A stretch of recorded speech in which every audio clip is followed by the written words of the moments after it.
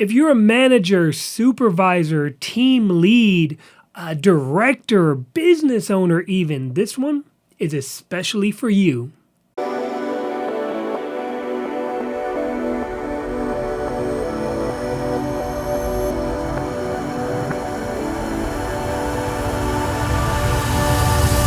Before we get into it, I want y'all to really think about something, okay?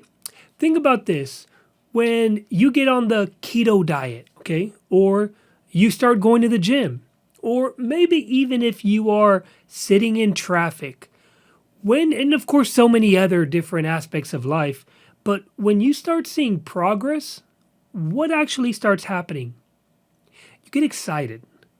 Things start changing for you.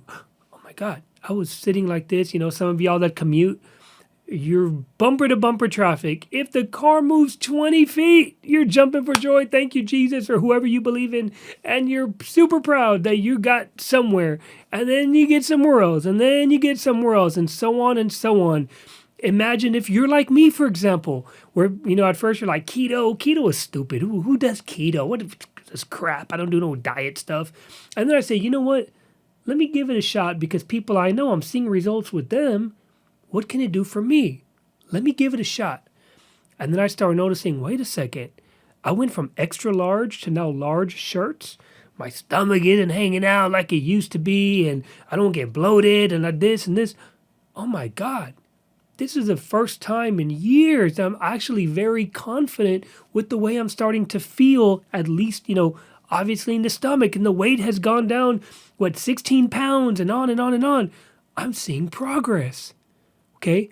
Or some of y'all that go to the gym, you might have only weighed $185, and then you say, wait a second, I lost weight, but then it was all the fat, and now I gained muscle, and now I'm toned, and now I'm ripped up, and you get happy, and you want to continue and continue and continue. So what am I getting at? All of you managers, business owners that typically see your people or have to train somebody to train them and so on, what am I getting at? Give your people not just challenges, but tasks to help them grow as an employee, okay? I see it over and over again, especially in smaller organizations where you become the marketing director, right, for a company that has 5 people. And the company's not really going to grow. It's just a small, mom and pop type shop, and they gave you this fancy title, and you're like, this is all I can do. Like, I can't really make more money. I can't this, I can't that. But imagine if you give them some extra tasks, and maybe those tasks can convert to more money for them, obviously because it brings you more money.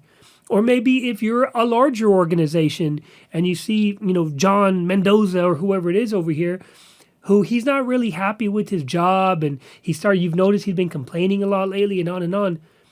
Give them a task or something to do, like a little micro challenge. Let them accomplish it, okay? Let them get that done. Oh man, I did this, I did that. They start feeling happy because they saw some progress with something. It could be whether it's their job or something, part of somebody else's job that you think they could do better, because you got to kind of hype them up and inspire them to basically inspire themselves that they can pull it off. That's what I've learned over the years. Once you start giving your people challenges and they see progress with it, they start becoming happier. They're more satisfied. They want to tackle something else, and on and on and on. So for all of y'all that are listening right now, stop and ask yourself this. Let's just say you own a small business, or let's say you're the supervisor at, I don't know, could be a grocery store, it could be Home Depot.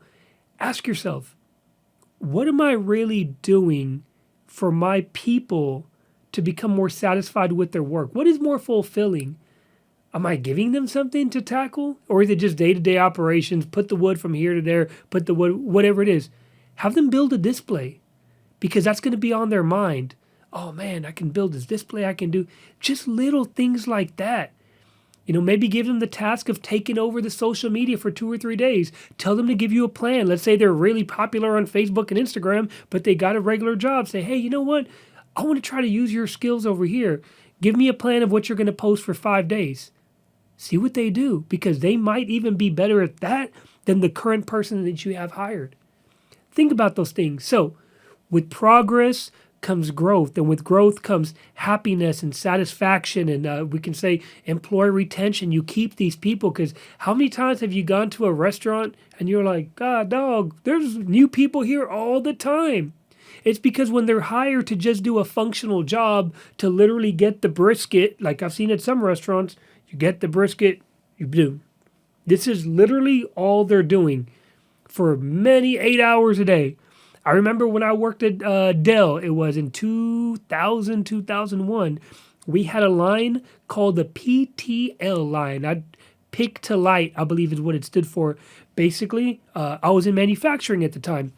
There was basically a conveyor belt that as the system would come down the line, it would scan the barcode and everything on the actual system, the box.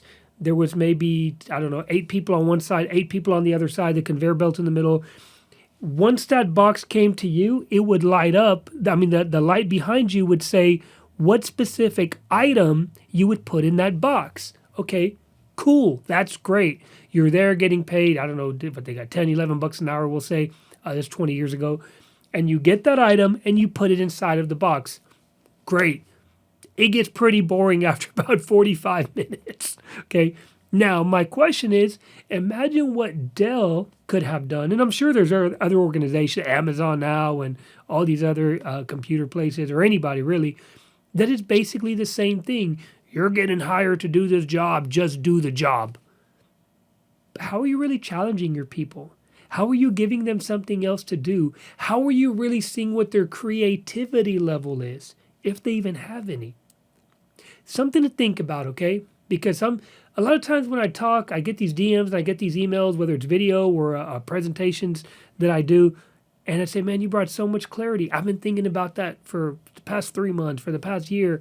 You just kind of, solidified my thinking of what I need to change. So think about that, whether it's you, somebody on your team that you kind of need to get them up to speed or get them to think different. Because you might be the owner and you're paying them to oversee that crew.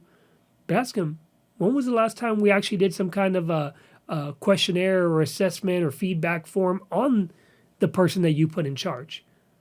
Or how many times do employees actually rate their own managers? Because it's typically the manager, the supervisor rating the employee, and the manager is getting rated by somebody else.